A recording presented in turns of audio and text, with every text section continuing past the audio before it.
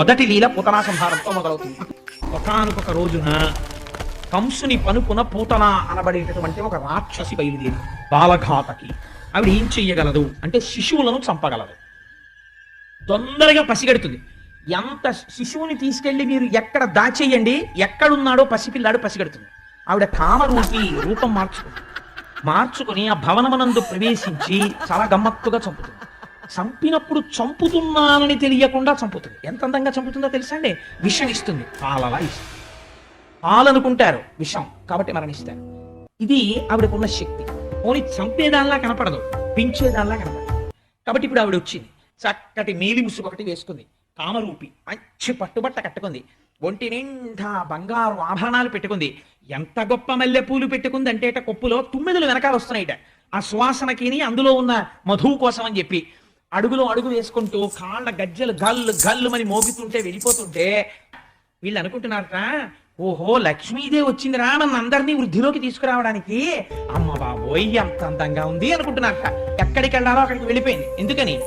ఆకాశంలో వస్తున్నప్పుడే నందుని యొక్క భవనంలో ఉన్నటువంటి కృష్ణ పరమాత్మని కనిపెట్టింది. లోపలికి ఊయల దగ్గరికి వెళ్ళింది.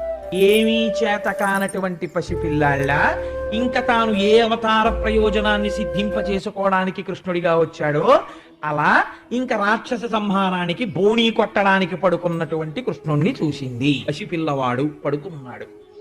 ఇంత రాక్షసికి కూడా రాశీభూతమైన సౌందర్యాన్ని చూసింది. ఆ పిల్లాన్ని చూసి ఒక మాట, నేను సహజంగా రాక్షసిని, చాలా వికృతంగా ఉంటాను, కానీ నా రూపాన్ని మరుగుపరచి నేను చాలా అందమైనటువంటి ఆడదానిలా వచ్చాను. ఈయనకి తెలియదండి, చరాచర ప్రపంచము యొక్క ఆంతరమునందంతటా నిండిపోయినవాడు, బాహ్యమునందు నిండిపోయినవాడు. ఈవిడెందుకు వస్తోందో ఆయనకి తెలుసు. ఆయన ఏం చేశాడు? కాలు చెయ్యి ఇలా పొట్ట కింద పడిపోతే చెయ్యి తీసుకోవడం కూడా చేత కానటువంటి పిల్లవాడిలా చరాచర జగత్తునంతా నిండి ఉన్నటువంటి పరమాత్మ ఏమీ తిరిగని వాడిలా లోపల వచ్చేసావా ప్రారంభమా అని లోపల నవ్వుకుంటూ, ఏమదృష్టమో రామావతారంలోనూ ఆడదే తాటక, కృష్ణావతారంలోనూ ఆడదే పూతన, నాకెప్పుడూ ఆడవాళ్లతోనే మొదలేమో దుష్ట సంహారం అనుకుని ఓ నవ్వుకుని చిన్ని గుర్రు పెట్టి నిద్రపోతున్నాడు. ఈవిడ దగ్గరికి వచ్చి చూసింది ఉయ్యాల దగ్గర. రాక్షసైన అందానికి వశపడిపోయి తెలియకుండానే ఒక మాట అంది, నేను ఇంత అందంగా ఎందుకు వచ్చానో తెలుసా? నీ అందం తీసేయడానికి వచ్చాను. ఇంత అందగాడివి నా పాలు తాగితే ఏమైపోతావో తెలుసా? ఎందుకు పనికి రాకుండా అయిపోతావు. యశోదాదేవి కన్నులు అంత అందంగా ఉంటాయట, తామర రేకుల్లా ఉంటాయట. అమ్మ పేరుకి వచ్చినాయి, అందుకని ఆవిడ అలాగే పిలిచింది తెలియకుండా.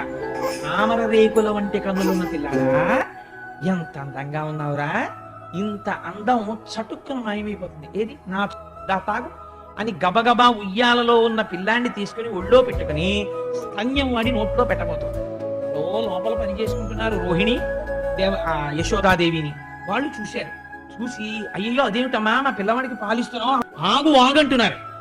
ఆవిడ స్తన్యమంతా విషమే కాబట్టి ఒక్కసారి ఆ విషాన్ని పిల్లవాడి నోట్లో పెడితే చాలు. స్తన్యం తాగినట్టే ఆ స్తన్యాన్ని తన బుజ్జి వేళ్లతో ఇలా పట్టుకుని గుండెలలో ప్రాణాల దగ్గర నుంచి ఆవిడ శరీరంలో ఉన్న శక్తిని అంతటినీ లాగించారు రెండు గుక్కల్లో. వదలరా బాబోయ్ అంటుంది ఆవిడ. తాగేగానే ఆ కామరూపం పోయి ఒక్కసారి గిర్ర తిరుగుతూ ఆ నెత్తురు కక్కుతూ భయంకరమైన శరీరంతో 13 కిలోమీటర్లు అండి పూతనా శరీరం. 3 కిలోమీటర్ల దూరం ఎంత ఉంటుందో అంత పెద్ద శరీరంతో వచ్చి నెత్తురు కక్కుతూ నేల మీద పడిపోయింది. ఆ గుండెల మీద ఉన్న కృష్ణుణ్ణి అలాగే చేతులతో పట్టుకుని గిరగిర తిరిగి పడిపోయింది. దంతదండంబులు అంటే ఆ కోరలు ఎలా ఉన్నాయంటే నాగేటి చాళ్ళు ఉంటాయి. ఆ నాగలికి భూమిలో పెట్టి దున్నేటప్పుడు ఇలా ఏటవాలుగా ఉంటుంది ఆ నాగేటి చాలు. అది ఎలా ఉందో అలా ఉన్నాయి ఆ కోరలు. పెద్ద కొండ గుహల లాంటి ముక్కులు, పెద్ద పర్వత శిఖరాలు ఎలా ఉంటాయో అటువంటి స్తన్యములు, ముళ్ళ పొదలు ఎలా ఉంటాయో అలాంటి వెంట్రుకలు. చీపోవడంలో ప్రాణాలు శక్తి లాగేశారేమో కళ్ళు వెనక్కి వెళ్ళిపోయి. పూతన యొక్క కళ్ళు చీకటి నూతుల్లో ఉన్నాయి. గుడ్డెక్కడుందని కనిపెట్టాలి. పెద్ద దిబ్బలు ఎంతంత ఉంటాయో అటువంటి ఇరుదులతో కూడినదై, ఎండిపోయిన చెరువు ఎలా ఉంటుందో అటువంటి కడుపుతో గోపగోపీజనం అంతా శరీరం చుట్టూ నిలబడ్డారు. పోయి ఎంత పెద్ద రాక్షసి అంటున్నారు. కృష్ణుడు పడిపోయాడని వాళ్ళకి తెలియదు.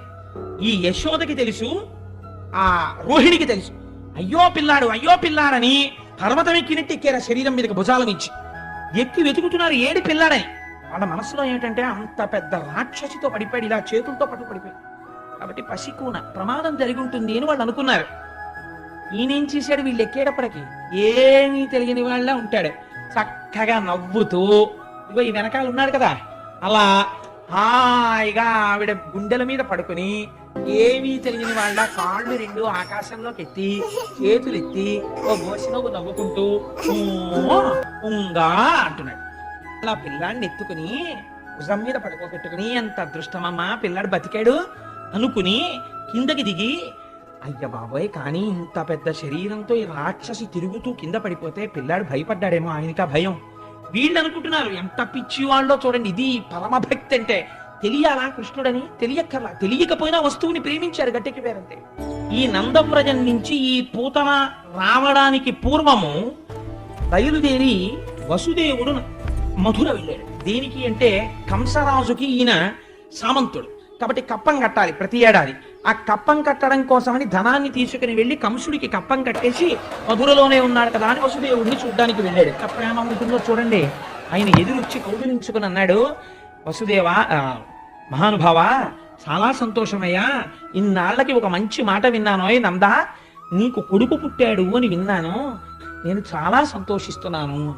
వసుదేవుడు అన్నాడు, నిజమేనయ్యా నువ్వు చాలా గొప్ప మాట మాట్లాడావు. నేను కప్పం కట్టడానికి వచ్చి నేను చూసిపోదామని వచ్చాను. నీకు పుట్టారు 6 కుమారులు, కానీ 6గురిని దుష్టుడైన కంసుడు సంహరించాడు. 7వది ఆడపిల్ల, ఆడపిల్లని కూడా దుర్మార్గుడు సంహరించకపోతే ఆకాశంలోకి వెళ్ళిపోయింది. కాబట్టి నువ్వేం బెంగ పెట్టుకోకోయ్ వసుదేవా, నా కొడుకు నీ కొడుకే, నాకు కొడుకున్నాడు కదా ఇప్పుడు కృష్ణయ్య, వాడు నీ కొడుకే అనుకో అన్నాడు. అసలు నిజంగా అంతే కదండి, ఈయన ఆయన కొడుకే. అందుకని ఆయన అన్నాడు, నువ్వు కప్పం కట్టావు, నన్ను చూడ్డానికి వచ్చావు, చాలా బాగుంది అక్కడ వరకు, కానీ నందవ్రజంలో ఉత్పాతములు జరగబోతున్నాయి, నువ్వు తొందరగా బయలుదేరి నందవ్రజానికి వెళ్ళిపో అన్నాడు. ఎందుకని ఆయనకి తెలుసు కంసుడు కృష్ణుణ్ణి పరిమార్చాలని ప్రయత్నిస్తున్నాడు. గబగబా బయలుదేరి వచ్చేస్తుంటే ఈ రాక్షసి యొక్క శరీరం పడిపోయింది. ఈ నందాదులు అటువైపు నుంచి వస్తున్నారు, దారిలో అడ్డంగా పడిపోయింది ఈ శరీరం. చూశారు, వసుదేవుడు చెప్పింది యథార్థం. చూశావా మహానుభావుడు, బ్రహ్మమును తెలుసున్నవాడు యథార్థం చెప్పాడు, ఉత్పాతం వస్తోంది నందవ్రజంలో అన్నాడు.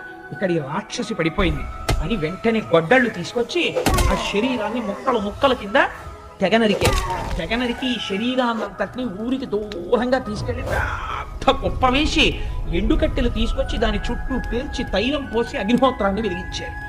సహజంగా ఏమనుకుంటారు, ఆవిడ రాక్షసి, కొవ్వుతో నిండిపోయి ఉంది శరీరం కాబట్టి అది కాలిపోతున్నప్పుడు దుర్వాసన వస్తుంది అని వెనక్కి తిరిగి వెళ్ళిపోతున్నారు. గదవత్తులు కాలిపోతుంటే ఎటువంటి సువాసన వస్తుందో పూతన కాలిపోతుంటే అటువంటి సువాసన వచ్చింది. అంటే పూతన పాలు తాగేటప్పుడు పాలతో పాటు ఆవిడ శరీరంలో ఉన్న పాపాన్ని కూడా కృష్ణుడు తాగేశాడు, పుణ్యమే మిగిలిపోయింది. అందుచేతనే ఆ శరీరం కాలిపోతుంటే అగరవత్తుల వాసన వచ్చింది అన్నాడు.